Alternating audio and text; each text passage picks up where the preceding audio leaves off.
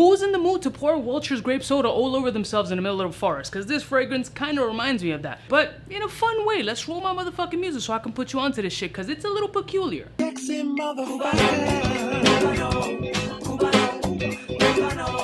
all alone.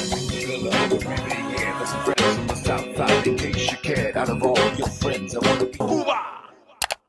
Blessed morning, my beautiful peoples. You know who it is. This is your boy, C to the U to the B to the A. I apologize in advance for my outfit. It is 75,000 degrees, and you have to look at this body, which looks like the aftermath of a melted candle or a pregnant puppy. The fragrance that I have on hand was requested by me from Max Aroma for review, because at the end of the day, Nishane is definitely one of my favorite houses. I'm literally dick riding them because they just make really good shit. So this one was one that I was very curious about, and the fragrance is none other than Nishane Karagoz.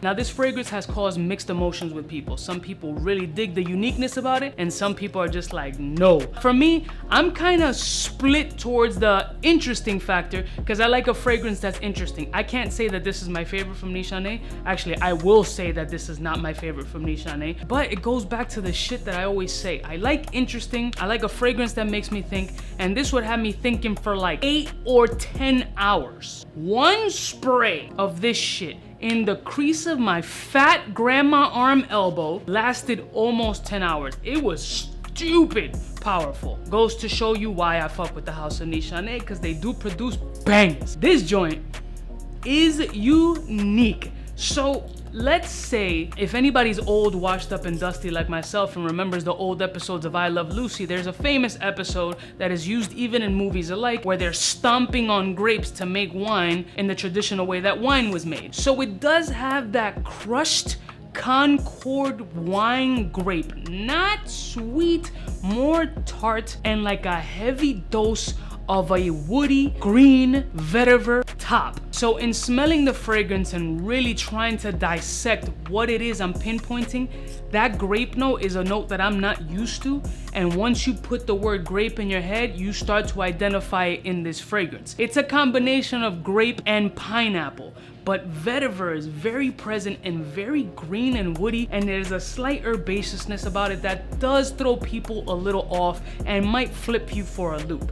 Somebody in my Instagram, I'm sorry I don't remember your name, a reverse chemical composition of Hasivat. When thinking of that concept, I started putting it together, and if Hasivat had a strong, more vetiver-like grape component, I could definitely see that. So the pineapple that Hasivat uses is definitely in here, and it's pinpointed when it's brought up to you. But the grape and vetiver greenness of it is definitely there. There's also like a mossy thickness, challenging, but also lends to the performance that it really does on your skin. Now for me, the opening is a little rough. It has to be mid and dry down where you start appreciate this fragrance. That grape, it just stays throughout the entire life of the fragrance. Performance is it when it comes to this fragrance. The nozzle, and just spray this shit here, and I'm gonna regret it because I'm circulating the AC, and I sprayed this twice, and I know what it was doing on my arm, so it's gonna do it in the air.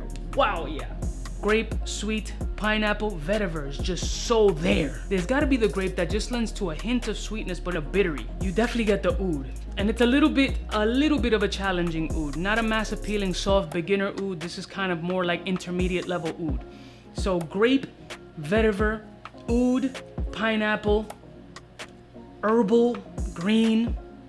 It's good. It's challenging. It's not a mass appealing monster. It may not be the Nishane that you want, but it might be a Nishane that you want to try, because I do like the fragrance. I like a fragrance that makes me think. I like a fragrance that deviates itself from the rest of my collection.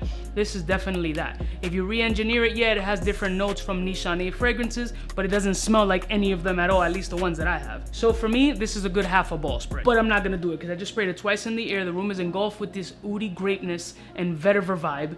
And if I spray this on my balls right now and I go cuddle with my wife, she's gonna punch me right in my ovaries. So I don't need that in my life. So shout out to Max Aroma for allowing me to review this fragrance. They were also gracious enough to bless me with a coupon, because I like to twist arms and pull any strings that I get to try to get y'all a deal, just in case you were interested in. I'll put the coupon link below. It's only for a limited time like the McRib, and I love y'all motherfuckers from the heart. I'll see y'all bitches next time. You know what it is? Biggest in the game.